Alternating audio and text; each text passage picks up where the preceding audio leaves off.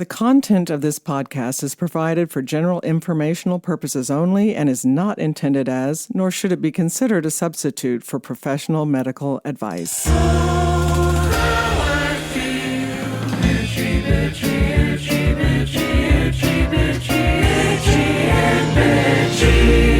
Hello, everyone. This is Karen Nickel, family nurse practitioner, and you are listening to Itchy and Bitchy, a podcast that provides answers to your many unanswered health questions. Before we get started, I want to remind you about my course called The Perimenopause Answer. If you are going through this phase in life called perimenopause, or if you don't know if you're in perimenopause, I would love to have the opportunity to talk to you about the course to see if it is the right fit for you. There is a link on our website, itchyandbitchy.com, and our Facebook page, I&B Podcast, where you can schedule an appointment for a Zoom call with me. I'm going to say it again. It is a Zoom call with me. It is not a webinar. So when you make an appointment, I will be sitting at my desk waiting for you to join the one-on-one Zoom call. I want to share with you a few comments I have received on our Facebook page. Susan has said to me, I have listened to your podcast for quite some time now and wanted you to know you have literally saved my life. Long story, big gratitude, grateful for you and your work. Thank you, Susan. I also want to share that Susan is a New Zealander who cares for the sheep that provide wool for New Zealand merino wool products like True Fleece. She was so sweet to name two of her lambs, Karen and Forrest. What an honor. I'll have to post the pic of those adorable lambs on our website. Katie says, the information you shared has been such a great resource for me, and I love learning about my body. Thank you, Katie. Lisa says, so informative and entertaining. Thanks, Lisa. And Michelle shares, loving the podcast. I feel like I need to take notes. Stephanie said, will you please talk about the testosterone pellets that are becoming popular with menopausal women? I have considered it, but I need your professional outlook on this hormone therapy. Thank you. I absolutely love your podcast. Well, so Stephanie, this is your week. The episode is all about HRT in pellet form. Hormone pellets are implants that a healthcare professional inserts under the skin. They release hormones called bioidentical hormones. We've talked about bioidentical hormones bunches and bunches on this podcast. Bioidentical hormones come from plants and are molecularly the same as the hormones that the human body produces. Hormone pellets can contain a mixture of hormones. You can have estradiol or testosterone pellets or both inserted. Often in perimenopausal women who are still making estradiol is the form of estrogen that comes from our ovaries. Sometimes those women only have testosterone pellets used since they make plenty of estradiol. In menopausal women who are no longer making estradiol, usually both estradiol and testosterone pellets are inserted. Our listener, Stephanie, specifically asked about testosterone pellets, but I will go ahead and discuss both types of pellets, including their benefits and risks.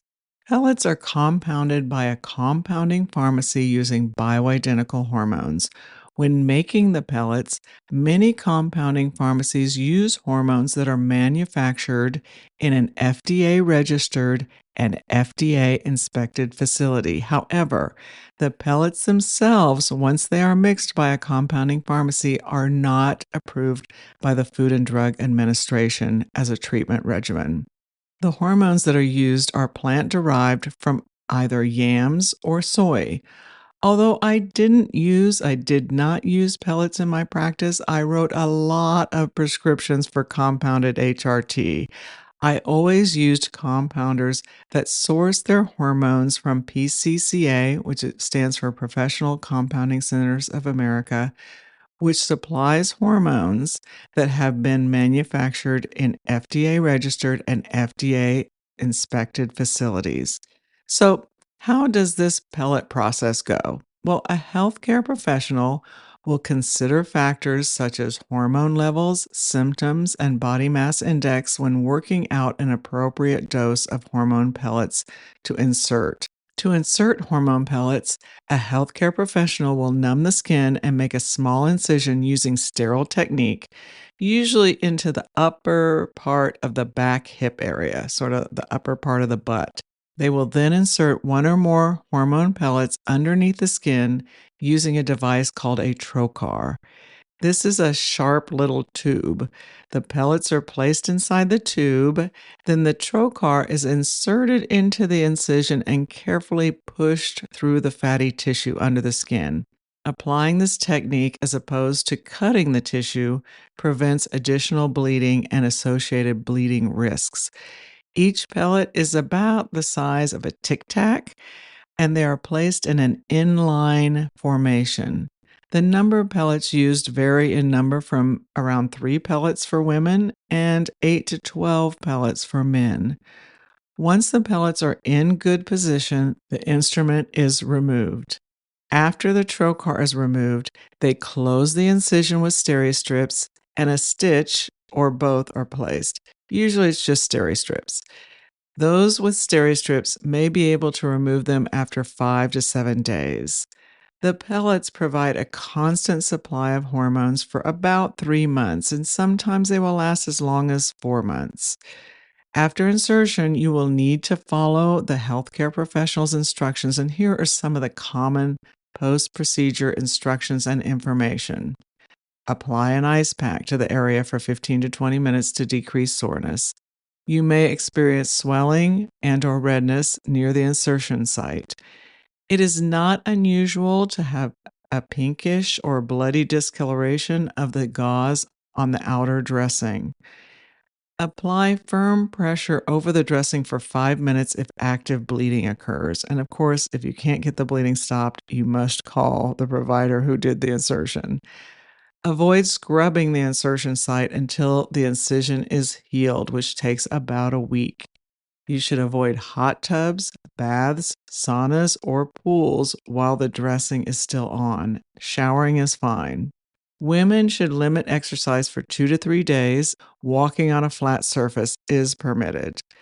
The insertion site may be uncomfortable for up to 2 to 3 weeks, especially if you return to a vigorous exercise program.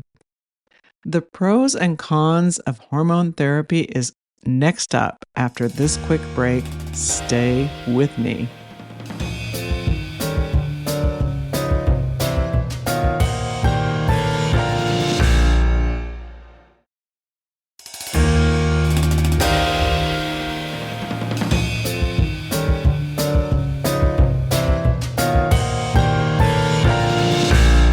Welcome back. Like anything else in life, there are pros and cons to this form of hormone replacement. Let's go over some of the pros first. There are some women who receive benefits from pellets that they might not have experienced with other hormone treatment methods. Unlike alternate methods of hormone administration, the use of pellets removes the need for daily or weekly medication routines. Instead, hormone pellets only need a brief in-office procedure 2 to 4 times yearly. Hormone pellets are designed to provide a steady and predictable dose of hormones over several months. This steadiness helps prevent the ups and downs that can happen with other methods, leading to more consistent relief from symptoms. Methods such as pills, patches, creams, troches, gels, and injections can work well, but they depend on the person following a recommended dosing schedule. Even a small slip-up could affect the results. I have had patients who forget to pack their hormones when they go on a trip or vacation, or they just forget to get them refilled in time to avoid missed doses. And missing doses usually results in a return of symptoms. Hormone pellets remove this worry by eliminating the chance of mistakes, potentially leading to more noticeable therapeutic benefits. The main perk of hormone pellets is that you only have to think about your HRT a few times a year because it's a long-term option without having to think about it on a daily basis. Unlike some HRT options like an estrogen patch, which are visible, no one can see the hormone pellets under your skin. So the fact that you're taking estrogen or testosterone is only between you and your provider and whoever you wish to tell. Some women rapidly metabolize hormones, especially estradiol, which is our most stimulatory estrogen that is contained in bioidentical HRT. What I mean by saying they rapidly metabolize the hormone is that they sort of burn through their estradiol dose really quickly, requiring high dose of patches or pills. Or sometimes we have to dose the patch more frequently than twice weekly, which is a dosing regimen that most insurers won't or don't want to pay for. These women tend to benefit more from pellets because their pellets provide higher estradiol blood levels than other forms of replacement. Some of the cons. Well, while hormone pellet therapy has many advantages, there are a few drawbacks that you need to consider. Undergoing hormone pellet insertion involves a minor procedure. While it's swift and typically painless, it's a painless process typically, there is a chance, albeit low chance, of complications. This may include a slight possibility of infection or the pellet shifting or expelling, which could lead to some discomfort after the surgery. Also, some women don't like the small scars the incision leaves behind. Some recovery time is needed after the procedure. It is best to rest following insertion, avoid vigorous activities, and submerging the area in water for a few days. You might see swelling, slight swelling, bruising, or redness at the incision site during this time, but these effects are usually mild and short lived. Once those pellets are in, they can't be taken out. After the initial procedure, additional pellets can be inserted, but they cannot be extracted. So, this fact limits dosing flexibility. Dosage, which is determined based on a patient's symptoms and lab levels, can be adjusted at the next insertion. But if the dose is too high for you, you are living with that until your next insertion. It's always best to speak to your provider ahead of your first procedure and get a timeline of the plan so you can have a clear vision of what the treatment should do for you and when. There can be some difficulty finding the right dose for you. Usually, a low dosage of hormones is used at first and rechecked often until your provider determines you're at the right level to make a difference in your symptoms. This can mean frequent lab visits for blood draws to check levels and medical appointments to add hormone pellets if it's needed. Getting doses of estrogen and testosterone that are too high can be very problematic.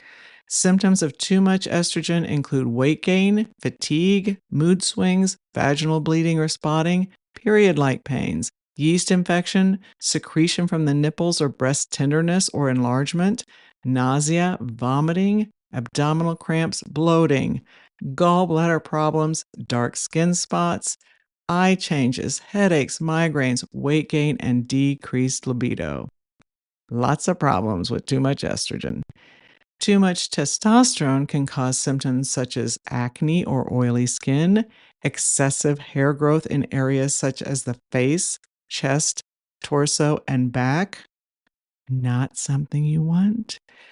Voice changes such as a deepening of the voice that can be irreversible. Mood changes, especially irritability, water retention, male pattern baldness. No woman wants this that I know of anyway. High levels of low density lipoprotein, LDL, which is our bad cholesterol, and high levels of triglycerides. We can also see elevated levels of red blood cells in the blood, basically thickening the blood and increasing risk for clotting. Often, the new patients I saw who had been receiving pellet therapy were the ones who had these side effects, especially acne and hair loss, and wanted to be evaluated for other HRT options other than pellets. Another side effect of too much testosterone that I observed in a handful of patients was the enlargement of the clitoris to the point that it had the appearance of a small penis. Yeah, not ideal. There is less flexibility to adjust dosing or discontinue the HRT. If you don't like how you feel using HRT pills, creams, or a patch, you can just stop them and the hormones will make their way out of your system. Or if the dose needs to be raised or lowered, that is easily done. That's not as easy with pellets.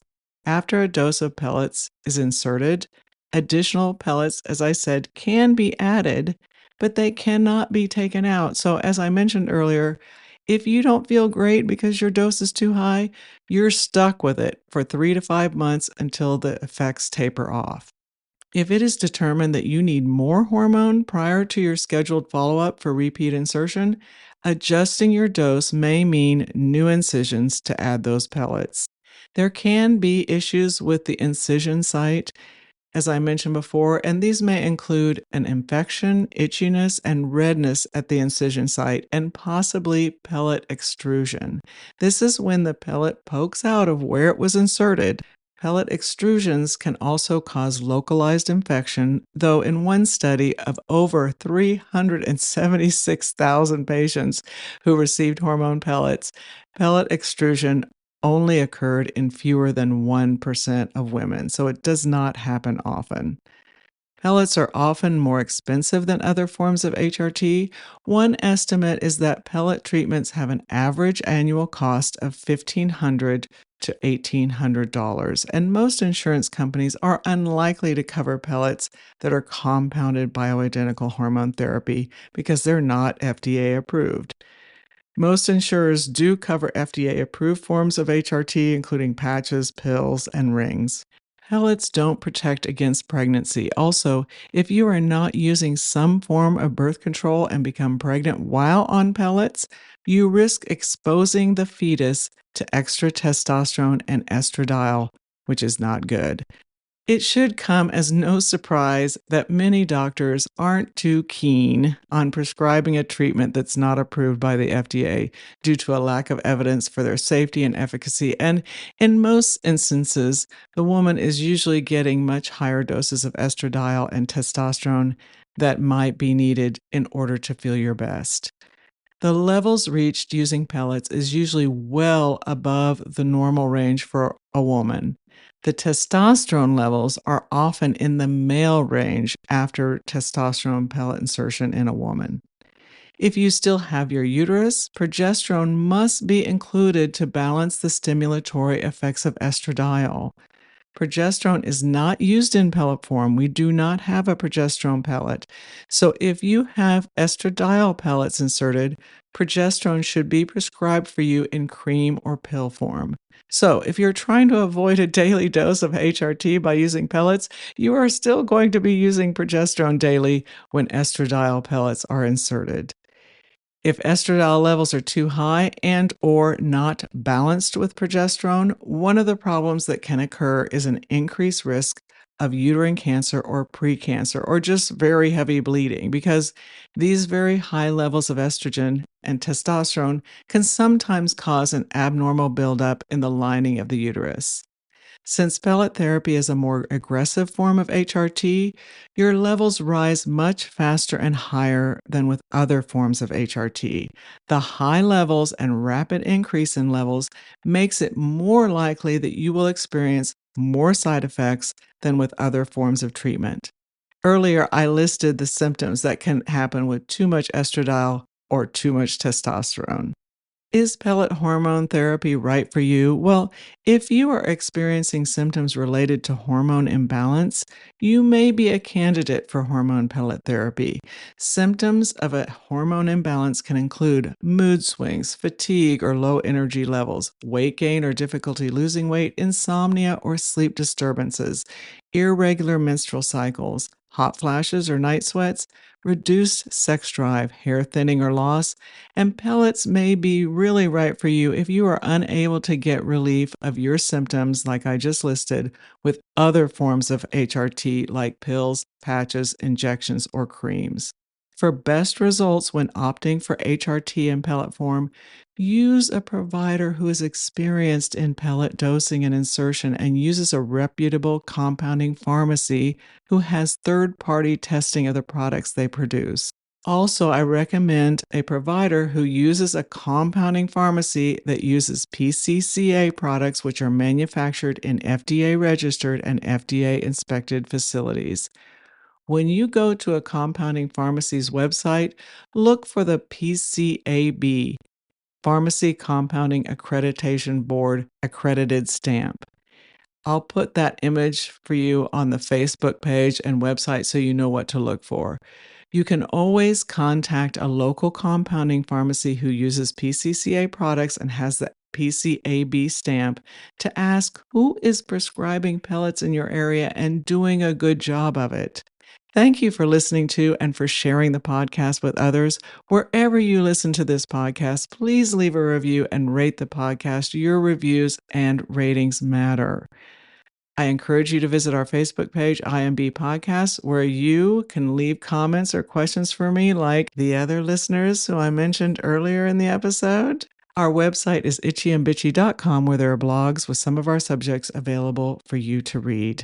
On the Facebook page and website, we have the information about how to schedule an appointment with me, not a webinar, so we can chat about how my perimenopause course can help you if you are going through this phase in life. As always, thanks to Forrest Wenzel, my son, and our producer and composer of our theme music, and the person who does all the behind-the-scenes work to make this podcast possible. Thanks, Forrest. As I mentioned before, our Forrest, who now has a lamb named after him, has moved to Baltimore to attend the prestigious Peabody Music Conservatory, where he's begun his studies to receive a master's degree in music composition. He has some exciting projects in the works, including being asked to compose a symphony for a spring concert. I'm so happy for and proud of him. As I have mentioned previously, he has kindly agreed to continue to produce the podcast from Baltimore, so the Itchy and Bitchy podcast continues. Always remember that your health is in your hands.